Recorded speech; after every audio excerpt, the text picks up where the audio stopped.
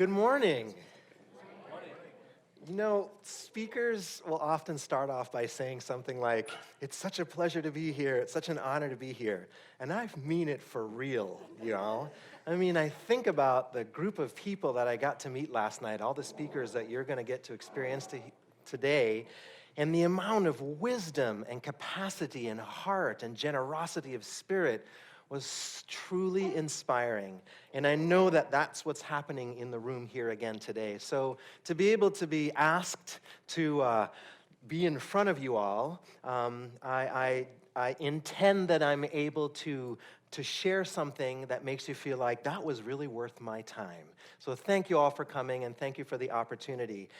Let's start off by having you do what I call a team breath. Without going into too much science, I'm just going to invite you to just take a deep breath. So let's do team breath.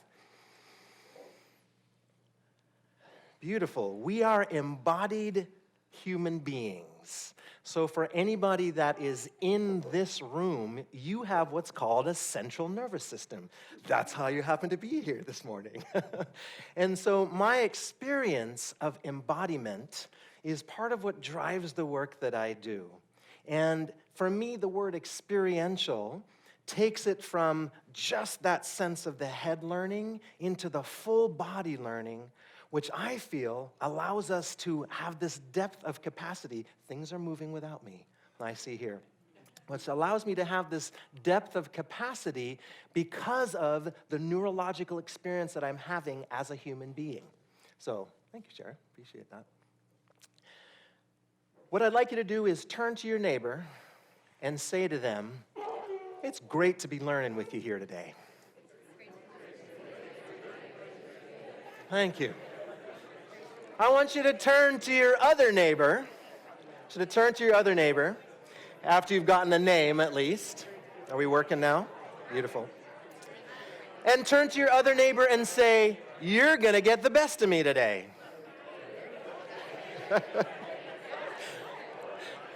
So, in the spirit of what Douglas mentioned about conditioning, that's the whole point of the somatic process is I become who I practice being. What am I practicing in this moment, right? If I'm practicing that sense of generative connection with someone, I'm wiring and firing those neurons. If I'm practicing that sense of taking a breath and being able to come back into my genius mind, I'm wiring and firing those neurons. So I want to talk about what I call experiential evolved, meaning why are we doing this experiential stuff, right? It's been around for a long time. It's a way for people to, engage trust falls, which I actually feel have some relevance somewhere, even though they get a bad rap these days, right? But it's beyond just let's do an activity. So what I'd like to do is go through 7 elements that I feel really bring the high points of why we want to bring experiential in and how to do it in a way that it actually impacts the people you're working with in a generative way. Generative, i.e. the opposite of degenerative. How can it bring that sense of thriving? How can it bring that sense of vitality in? How can it bring that sense of learning? Because we also have objectives that we need to bring when we're working with our clients. Cool? Let's take a team breath.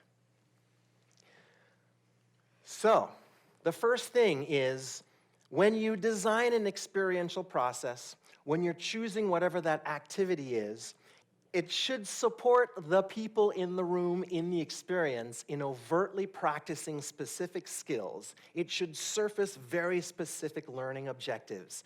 Now, that being said, one of my mentors is a gentleman named Carl Ronke. So if anybody's here is familiar with experiential education, he's just one of the godfathers of that. And there are times where you can do what's called FUN, F-U-N-N. This is based on what he says, functional understanding not necessary, right?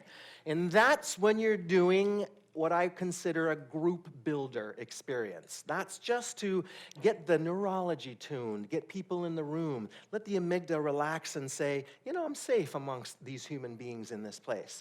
When it comes to selecting the activity, though, it's got to have very specific and focused learning objectives that emerge from the experience. Secondly, when you design, what you want to do is ensure that the experience allows people to practice the behaviors that are part of that objective. Now, we know that because of the complexity of human beings, multiple behaviors are going to emerge. But you want to ensure that at least they can see overtly again that behavior was something we kept working on in the process for it to move us forward in the experience. Next, we move to then immersion. I love to do my best to create experiences in the activity process where the learners are so immersed in what it is that they're doing that they're bringing their full self to the experience, and sometimes have to even pull them back out and go, remember you guys, this is just an activity, right? The more I can do that, the more what I'm doing is engaging the somatic elements of learning. I'm also allowing them to pull who they really are into the mix so that we can talk about, okay, y'all saw the behaviors that emerged there. What do we want to do about those? Y'all saw how we succeeded or didn't succeed or almost succeeded with that experience. We were all there. We saw what caused that. Now we can have a real substantial and robust conversation about what we need to do to shift that. So, immersion. There are so many elements of learning. And what you see up here on the slide, when human beings are engaged in doing all of these things, learning is starting to come in at all the various channels. So I'm a big fan of Howard Gardner and multiple intelligences. To me, I like to call those the access channels for learning. And so if the experience that I'm creating allows the learners, the participants, to access various channels, it means I'm trying to at least cover the bases for how people are taking in information. Let's move to the next one. All right. It's important in designing this to ensure that risk can happen in the process and that failure is part of the experience. That being said, I want to make sure that it's physically and emotionally as safe as possible. High perceived risk, by the way, y'all, is a powerful way to engage learning. Perceived risk, not actual risk, but perceived risk. When I can weave that into the experiential processes, and again, I call from the adventure learning elements of things. So we have processes where people are standing up on just a cement brick. A cement brick's only this tall. But when they're in the middle of the experience, it's like, oh man, whoa, right? All of a sudden, the behaviors that will be triggered in the real life experience emerge. We can then talk about them. We can then create interventions that the person can physically do inside their own mind and neurology. So high perceived risk is a really great teacher in the process of creating experiential modules. Let's move to the next one. In what we call the wisdom gathering, most people call that the debrief. I always say that an activity is only as good as the debrief. I can never assume that because they did the experience and I heard them talking about some stuff, that the learning is present in the room. I've got to be a master, or as much as possible endeavor to be a master at asking the right questions. And for me, those are open-ended questions, the how questions, the what questions, the why questions, to help the learners, the participants, emerge. Oh, I did that behavior. Why and how did that impact the outcome?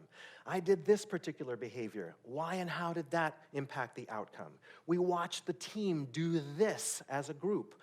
Why did we do that? What else could we do instead? All of those questions help to generate that sense of, I want to transfer the learning from the experience into the real world. This is, again, one of the elements of experiential programming is, it's not just, well, wasn't that fun? We had a good time. We moved some energy in the room. That's great. And how can we use the learning back out in my life? How can that happen? So I want to ensure I do that by asking the right questions when we're gathering that wisdom. Let's take a team breath. All right. The last one then is how to create a sense of fun. It doesn't always have to be fun, y'all. And I'm okay with it not being fun as long as I'm able to support the safety in the room. That's key, because breakdowns might happen in the failure. And this is powerful learning for a group of individuals. And so if I'm able to, first of all, be comfortable with that if they fail, because part of what we're going to do is gather that wisdom and then try it again in the process, then it's okay. I just want to make sure, though, that as much as possible, there is some element of fun. Why? Because that does something to the amygdala that reminds me I can trust, I can connect, and I can work with these individuals. Not guaranteed, but as much as possible, I want to have it in there. All right, let's move to the next slide. Thank you so much for your help.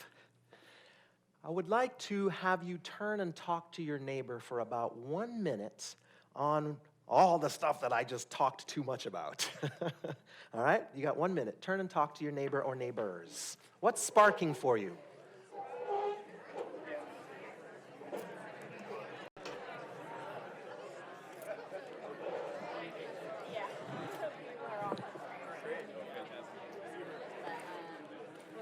In keeping with the experiential element of this, I had all kinds of ideas of what I was going to do with the group today, and then was very quickly informed that no, Salman, you cannot take the group out into the lobby to do something, which I totally understand. So we are going to move forward with our activity because if it's experiential, we got to get experiential with it to see if I really stayed true to my 7 pieces there of information. In a moment, what we're going to do is dive into these 2 are the goals and the goal and the objective that I have, right? So I'm wanting, as I said, when I design an experience, here's my goal. This is the first experience of the day. We want to have a sense of bringing some more connection to the group. Specifically, I'm wanting us to explore ways that communication will help us bring us together even more. So that's my objective. So now I got to create an experience that lifts and overtly allows us to practice those skills. Now, of course, I am imposing this upon you, right? If I were working with a group, obviously that would emerge from what it is that they say they're wanting, but I want to be true to that in the process. So, in order for us to do our activity, what's going to happen is I'm going to have you get into groups of approximately 12 people. All right, so hang on a second. When I say go, that's what's going to happen. You're going to get into a group of about 12 people. Probably it's going to be easier for you to gather around a table with your 12 folks. If you have 13, that's totally fine, right? You're going to gather with those people around a table. Because we're in the room that we're going to be in, and when I explain the activity in a moment, just be aware of your surroundings as you move through the process. There's going to be a lot of movement happening, right? So we're taking good care of each other as we go. We're about to explore, and this is the tool that I would have brought for token trading, so I brought a bunch of them here today. We're going to do an activity called Moonball. How many have heard of Moonball before? All right, in some way you've probably engaged Moonball. When you get in your circle, your task is going to be to get the highest number of taps in a 1-minute time period. Let me explain what I mean by tap. That's a tap. That's a tap. That's a tap. That's a tap. Those are all taps. This is not a tap. That's a catch. We're not doing catches. We're doing taps, right? Now, you have to tap to your team, your circle. I cannot tap like this. 1, 2, 3, 4, 5. That doesn't count. Nor can I go back and forth with the person next to me. 1, 2, 3, 4, 5. That doesn't count either. The ball has to be tapped by at least 2 other people before I can tap it again. What questions do you have about that rule? Okay, it's not the only time you can ask a question, by the way, all right? Your task then will be to get the highest number of taps in a 1-minute time period. We will start off with a little bit of conversation before I ask for you to send the delegate here to get a ball. Step 1 is going to be, we got to get into our circles of 12 to 13 people. Let's start there. Go.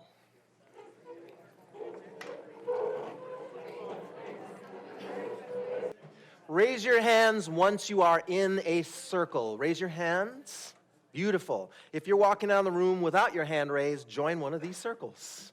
Fabulous. All right. So again, being aware that the balls might move, they might fall under tables, they might fall into another group's experience, right? So just being aware of our space as we go. Great. First step before we get the balls is I would like you to have a conversation in your group about what you feel you're going to need in order to be most successful. What do you feel as a group, what do you feel as a team you're going to need in order to be most successful? You've got about 1 minute. Go. Here's something that I noticed. As I walked around and listened to the initial planning process that was happening, I was hearing a lot of strategy, tons of strategy. We need to be closer. Your taps need to be, no one said how high they need to be, or I can hold on to it while everybody taps it, which is you can't do. Sorry, it was a good idea. I love the creativity. I love the creativity that's happening. Or we need to get close, or what about the table? I was hearing so much strategy, which tends to happen. Now remember, my objective is to create a sense of belonging. So what I want to surface in this moment is, I didn't hear anybody say, if you hit it too far, it's going to be all right. If you're the one that misses it, don't worry about it, no pressure. If you hit it, way over, or you hit it twice, we're not going to come down hard on you, right? So we talked a lot about the what we're going to do, but not the how, the behaviors, which is so core to what we're trying to do when we're facilitating culture. And where do behaviors come from? The internal experience of me as a human being, right? So I'm going to give you 30 more seconds to talk a little bit about your culture. How are we going to treat each other as we do the thing we're going to do? You got 30 seconds, go. That's it, good, all right. So we're about to start. So in a moment, not yet, when I say go, you're going to send one of your team delegates over to the front to get a ball. A couple things I needed to clarify that I forgot to clarify. If the ball hits the ceiling and you can play it, play it. If the ball hits the table and you can play it, play it. If the ball hits the floor, it's a dead ball, and you start again. In that 1 minute time period, you might still have time to keep going, right? If it hits the floor, you start back again at 0. But you can play it off the table, you can play it off the ceiling, you can play it off the walls. Cool? All right, when I say go, send a delegate over to get a ball. Go.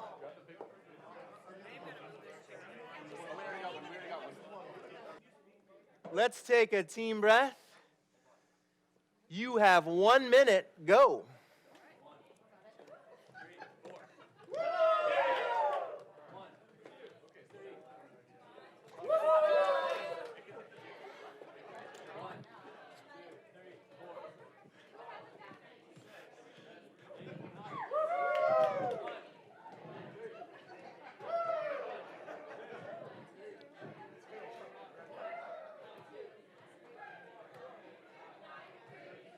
Thirty seconds remaining. 30 seconds.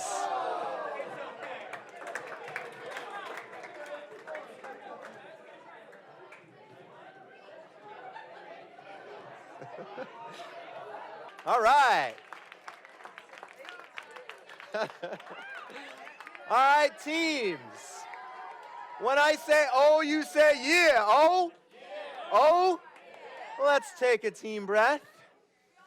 That was round 1. That's round 1.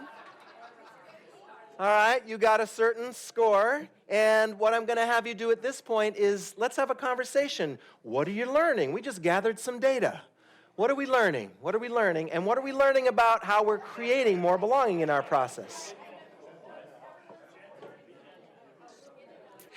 We're going to move into round 2. Round 2. Let's take a breath. And go. Round 2.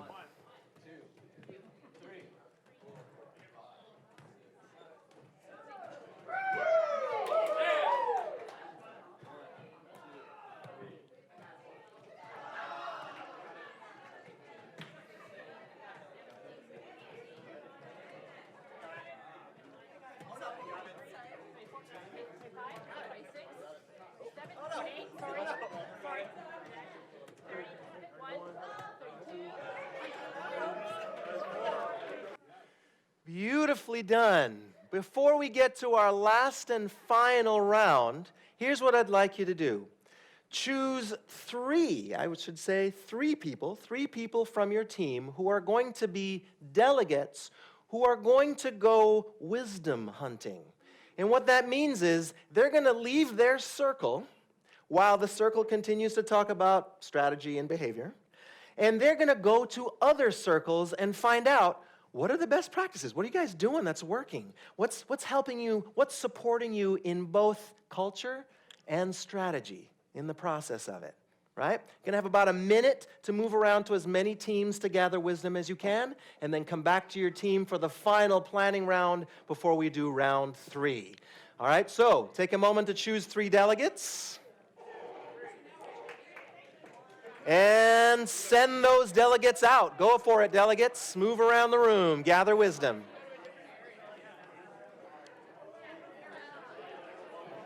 About 10 more seconds. 10 seconds. Start heading back to your home team. Start heading back to your home team. And once you get back to your home team, start sharing what you learned. What did you gather? What wisdom did you gather?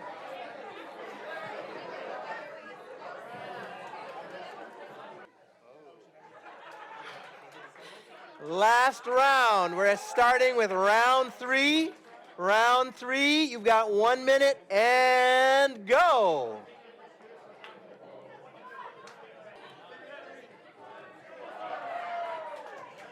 Five, 4, 3, 2, and 1. Hold the balls. Hold the balls.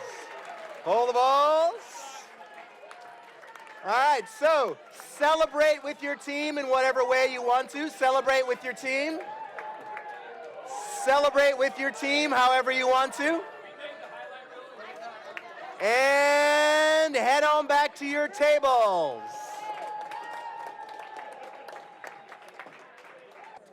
How much wisdom is in a beach ball? My goodness. All right, so let us take a big team breath.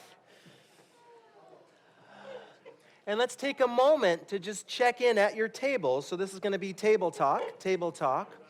What behaviors did you bring or you saw somebody else bring that created belonging through the communication process? How did you or somebody else communicate that you felt created a sense of belonging in your team? Go.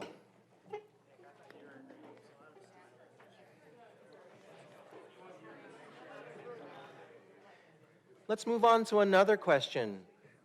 How could you in your team, personally and as a team, how could you have created more belonging through communication?